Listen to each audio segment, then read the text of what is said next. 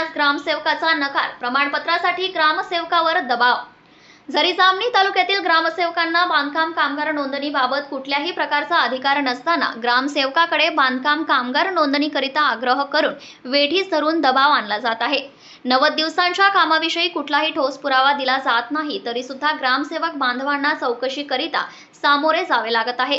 तालुक्यातील ग्रामसेवक बांधवांनी बांधकाम कामगार नोंदणीला नकार दिला आहे। याबाबतचे निवेदन ग्रामसेवकांनी गटविकास अधिकारी रवींद्र सांगळे यांना दिले। कामगारांची नोंदणी करण्यासाठी जिल्हा स्तरावरील नोंदणी अधिकारी घोषित केले आहे। त्यानुसार नोंदणी अधिकाऱ्यांना अधिनियमच्या तरतुदीनुसार बांधकाम कामगारांच्या नोंदणी संदर्भात निर्देश दिले आहे।